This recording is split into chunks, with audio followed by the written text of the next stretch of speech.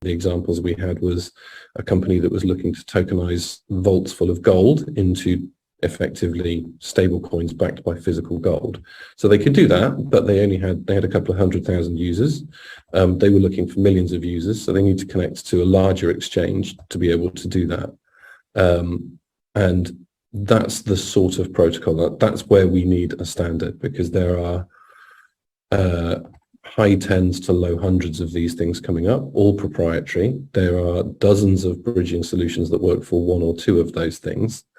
And actually, this is a space where a global standard, which is really agnostic to what's going on behind the interconnection of the networks, is going to be really important, because their business models are quite different.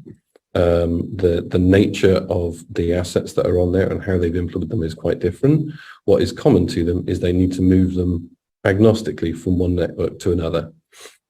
So this is why we think IETF is the right venue to be able to do this, because this is effectively, these are a whole bunch of autonomous systems that need to talk to each other without a lot of knowledge of what's going on behind them, and transfer data in standard ways, safely using using two-phase commit type protocols in order to be able to open up these markets. And there's tons and tons of value in that, both in the CBDC world and in the capital markets world. And that's the areas where we're looking. I want to thank Quant Papa once again. Give a follow on X platform. All right. You can be followed at Quant_Papa_. Of course, this one is mine. All right. So let's start things off with this, and then we'll get to the juicy part. So for one, I want to share this with you. Why point some of these things out? Well, this starts off on the 19th, and then we'll get towards the bottom. Your main key takeaway from this should be the tokenization of gold. All right. A lot of guys have been talking about this for the longest time. Crypto Hulk, you name it. Talking about the tokenization of gold. And there's plenty of examples in regards to Ripple's XRP and gold, right? We can even give you Ledger Insights, all that stuff. I am saving that segment for the tokenization of gold and Ripple XRP for the coverage with Will Fix and so on, which of course he'll be back here tomorrow. So I didn't want to share that tonight because it makes more sense to just do that with him tomorrow. But for the purposes of the Quant coverage tonight, we will be getting into the big shebang of how even Quant is part of this mix. And in some cases, you guys know I love Ripple's XRP. I tie it with, my number one ranked ones for my portfolio. I got to state that Quant definitely has a profound presence in regards to the tokenization of gold. How so? Great question. Let's get into this. And again, thank you to Quant Papa for all the great info. So for one, what we're going to do is show you a few more things here. And basically speaking, this starts off on October 19th, straight from the official Quant network, okay? So it says, welcome to Alfie Funds, Alfie London 23, where our own tech MHJ, which is, Martin Hargreaves, basically the CPO at Quant Network, right? We all know him by now, is discussing asset digitalization for asset managed community. And there's a lot of other big wigs here discussing this. And they've been discussing a lot of this stuff for quite a while. But when you get more into this, you see other things. And it's a whole lineup of beginning to end, if you will. And I'm not going to bore you with so much technicalities, but I will highlight a lot of things that are shown here. So, quote, law and regulation is important as technology, says John O'Neill. Who is he? Well, obviously, in regards to the HSBC. And I'll just give you a little teaser, right? HSBC, especially when it comes to, the Ripple connection. But this is Quant. He also goes to state, Luxembourg is an excellent place for integrated, quote, digital assets platform. Yes. Alfie London 2023. And, you know, I know some of you guys are going to be joking about that, but not that type of thing. All right. Going down more, look at this other particular quote, because, you know, this was a long particular conference, right? So it gets to get all the good quotes. It's a very well, it's all very well, I should say, having assets on blockchain, says O'Neill, but the underlying promise is that you can get it more rapidly with settlement finality. How many times have we covered that concept? We are very comfortable with CBDCs, but not the crypto or stable coins. We tokenize commercial bank money instead. How many times have you heard myself, tokenizer? I'm trying to pronounce it right. I always call him tokenizer. He doesn't care, right? But tokenizer. Other content creators talk about Quant, where they really also stand out numerous things. But, you know, if we're going to do crypto in a minute, like Ripple coverage last night, how about Quant in a minute? Well, can't really do Quant in a minute. Let's be honest. But what gets brought up, numerous times is, is the tokenization of CBDCs. Like, that in itself is just a big reason to hold Quant. Tokenizing commercial bank money instead, not crypto, not stable coins. Okay, so people were like, well, why not some of those other ones? They can do that, right? We've seen examples of that, but they also stated, just like Brad Garlinghouse Ripple stated, that their focus is not retail. So it has to be the commercial bank money. It has to be, you know, focus on what the institutions are doing and so on. Getting more into this, look at this other quote. Digital pound is primarily targeted at retail use cases, as we've been involved in experimenting with that. We also see a lot of demand for systems that use commercial bank tokenized money. So they're always pounding this home when it comes to the commercial banks, tokenization of that particular money. Just a little bit more. The potential is to speed up markets in a safe manner, said O'Neill. Settlement inefficiencies are rife. More rapid settlement means profound change in terms of counterparties and liquidity. Some people will say, well, when that like more stand out with Ripple, well, draw your own conclusion. But this reference, think of the real estate market. We could create a new market. For all the naysayers that are saying that Quant doesn't stand out too much when it comes to real estate, I just think that's absolutely false. They stand out for it when it comes to residential, commercialized, all sorts of different standardized loans, I guess you could say, on multiple platforms. Not just loans, really, though.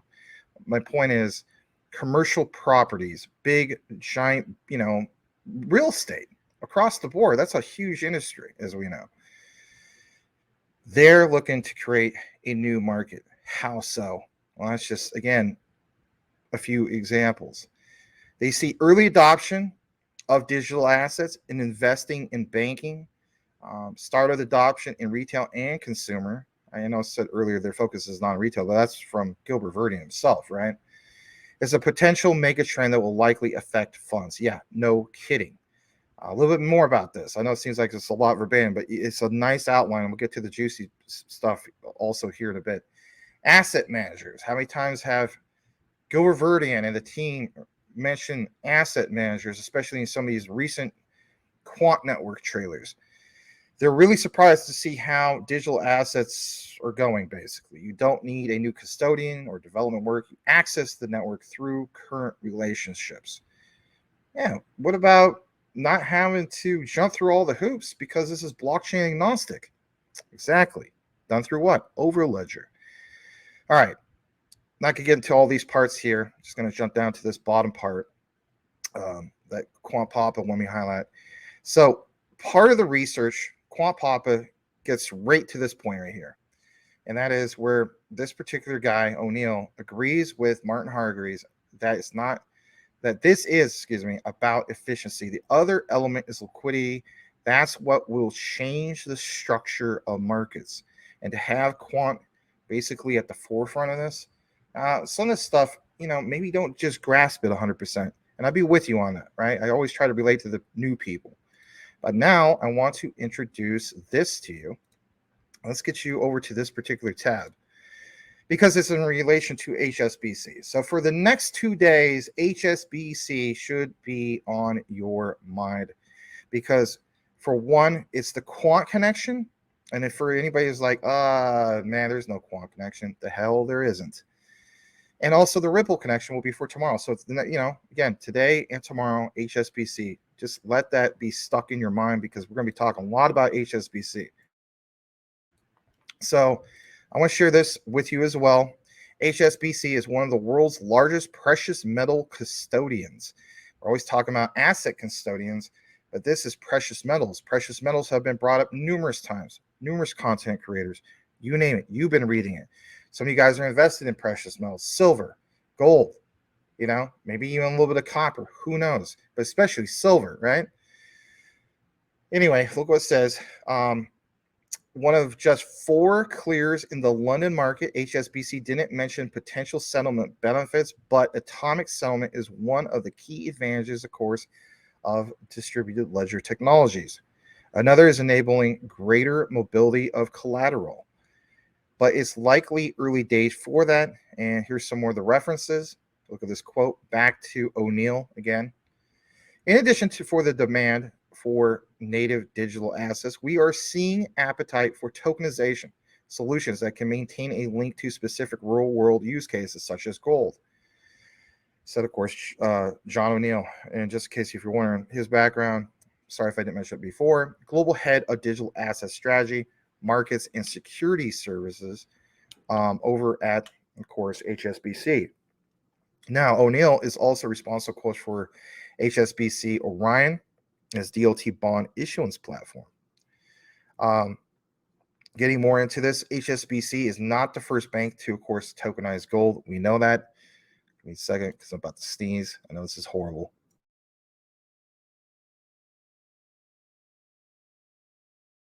Every time with the change of weather, this is how it goes. Sorry about that. But yes, HSBC, make sure I'm not muted. Okay, I'm not. HSBC is not the first bank to basically tokenize gold, but it's most certainly the largest. And again, for the next 2 days, we're going to point out some key things with this. Back in January, Russia's biggest bank, which is, I think it's called Cyber, launched a digital gold offering. Now, of course, you guys know with JASMY, we always talk about Japan. We talk about literally daily. I don't know. Maybe some of you guys get tired of me talking about it all the time, but I mean, it's just what comes with the territory when talking about JASMY and Japan and so on.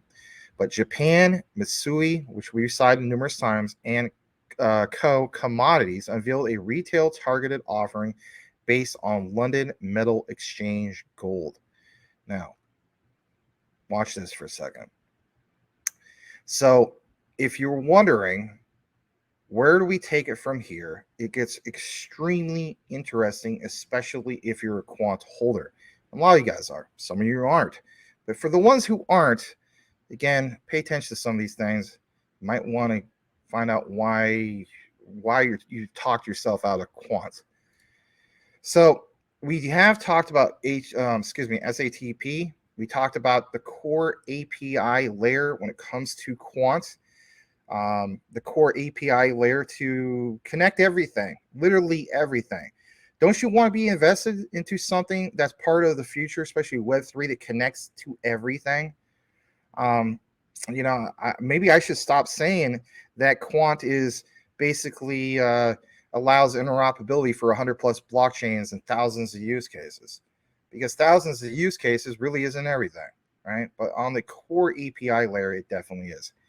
Look at this, cited from the SATP core, March 2023, on this internet draft 5.5 gateway level access. Gateways can enforce access rules based on a standard naming conventions using novel or existing mechanisms such as Auth-Z. I talked about that before. Protocols using the resource identifiers above, for example, SATP client. And look at the URL here.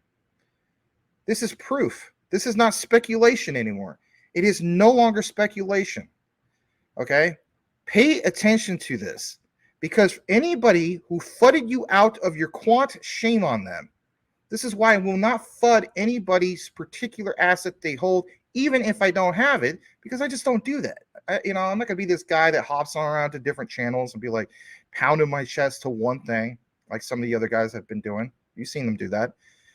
But if anything, when you verify URLs and you see certain things posted, like what HSBC, boom, right there, /api.overledger.hsbc.com/ this particular one, lending, makes you think, maybe the naysayers should have paid more attention to stuff like that. But of course, everybody wanted everything verified in articles right from the get-go. And guess what, guys? It doesn't work that way, does it? No, it does not. Getting more into this, we're going to cite the Internet Engineering Task Force. And I know we got some bad, low attendance tonight. Might be kind of a funky day. Maybe people just tired of me talking about quant. Whatever the case be, thank you to you guys for being here. Let's try to smash that like before we can get the program out to a broader base. Again, we're not sponsored or anything like that. 32 people, 32 likes, 29 watching. I do appreciate the people that do want to hear this. So let's jump into this. Of course, cited from the IETF. Some of you guys know about it. For the newcomers, if you don't, it means the Internet Engineering Task Force. Getting more into this, you will see numerous times straight from datatracker.ietf.org Quant being mentioned. And I'll just jump into it. I won't even give you all the technicals. Before I was going to give you all the technicals, but you know what? Sometimes people don't want that. They just want me to get into the nitty-gritty, juicy stuff. So for one, Internet Engineering Task Force, as you can see here, I'm just going to double check the other screen to make sure that you can see it fully. Yes, you can. You do see at the top, for instance, this internet draft, Quant Network, Secure Asset Transfer Protocol, right? Talked about this abstract before. I'm not going to get into all of it. But you know how many times they mention Quant here? Numerous times. There's this other example, right? Quant/API.gateway. Look what's also mentioned here. Look what's also mentioned here, all right? People from Chainlink. I'm part of Chainlink. My God, I'm so tired of people reminding me saying, why are you so gung-ho about Quant and not gung-ho about Chainlink? I hold Chainlink as well. But want to know something? For all the people who are saying that it's only Chainlink and that they don't have nothing going on with Swift, go look at it for yourself. If you don't believe me, I will drop it down in the comments for you. Because you know what? I am sick and tired of all the FUD in regards to the stupid tribalism when it comes to Quant and Chainlink. I think it's absolutely childish. All you got to do is look further. These shows are called DYOR with Max, but it's DYOR with anybody who wants to come and learn and get more into some of these things. So here it is for you guys right in the comments, for crying out loud. Look at this for yourself. I'm not making this up. Datatracker.ietf, there's the particular link. Verify it for yourself. Look at it for yourself. Stop this misinformation. God, I get so sick and tired of looking at all the misinformation in the news. I'm not talking about just, when it comes to blockchain and DLT. I'm just tired of misinformation, period. Not even talking about politics, but just misinformation. It's just ridiculous at this point. There's the link. Check it out for yourself. But the point is, for all the people pounding their chests to only Chainlink only, that's ridiculous. Quant is also part of that mix, and they've been part of that mix for a while. People used to say, oh, that's just speculative. You heard Martin Hargreaves say, quote, we're talking to Swift. When did he mention that? Cybos 2022 mentioned that. Some people say, oh, that's just talking with them. That was never verified. Right. What do we know for the longest time now? It's NDAs. NDAs. They can't just come out and say that, especially when their focus is not on retail anyway. We would love it if they would give us little tidbits and so on. Okay, guess what? Sometimes they do, and it's in the form of telegrams, right? Teaches them. I'm not the biggest fan of Telegram. Obviously, Quant Papa has been killing it with the Telegram and all sorts of other info. But check that out for yourself if you choose to do so. Getting more into this, look at the other third example, 5.4.5 from this particular section of the data tracker.IETF Internet Engineering Task Force document. You have SAT client, Quant, API overledger, right? Also mentions that. Look at this, gateway level access control.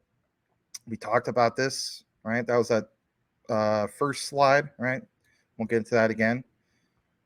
Pull this up a little bit more. Look at this, guys. We already gave this example in a video. This pounds it home that much more for people who are like, well, Quant isn't interoperable with Ripple. Of course they are. Or Quant's just another ERC20 token. You know how many times I keep hearing that over and over and over? Or how about to the new people? Why, I can't stand that Quant is, ERC20. What happens when the Ethereum network goes down? We've given you that example before. I'm not going to do it one more time. Maybe in the future I do, but we have given you that example. It shows right in that clip. Talks about if things should, should hit the fan, that you can quickly pop on over to Ripple, for instance. And it shows that in the demo. But what about this? Quant API gateway 1.com/Ripple. These rules could allow a client so identified to access resource directly, for example, right? The beauty of being blockchain agnostic. This method allows resource owners to easily grant access to individuals, groups, organizations,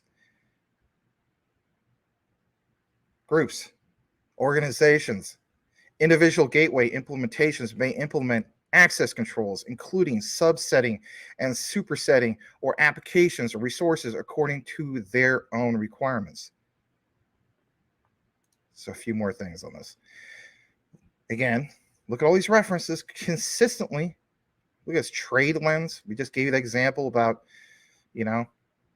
some of this, I think on the first particular one from the Quant Network Twitter, Martin Hargreaves. Another example from Ripple. Boom, right there. These rules would allow a client so identified to access resources directly. And again, and again, and again. Authors' addresses, Martin Hargreaves, Quant Network. Boom, there you go. I mean, it's all there. Take it to the next part of what we have. This conglomerate. Take a look at the conglomerate. Quant, AstraZeneca, Bank of England, Barclays, the BIS, obviously, BP, Deutsche Bank, HSBC, like it says, the world's local bank, HM Treasury, some of these other ones that I won't mention for obvious reasons. But anyway, Swift, Visa, of course, VocalLink, MasterCard, and so on, because of Gilbert Verdian. So bottom line is this. Everything that we just showed you, or I should say we, because it's Quant Papa. When you hear me say we, it's referring to myself, Quant Papa, you name it. Being told you have to hold back on some of this stuff. Being told by other people, the fudders and so on. This stuff is just speculative. You know how much I had to bite my tongue with that? It is what it is. Again, like I was saying, it's kind of a short segment. But the main reason why I was showing you this is because at the end of the day, people just simply want it in writing. And I get that. If anything, if you've been holding Quant since $40 or even before that, since the original time we covered it, you should be proud, happy of what you hold, just like a lot of things that you're happy that you hold today. Your Caspa, right? The clam chowder version way of saying it, and so on. It's a good day to be a holder of all these particular assets.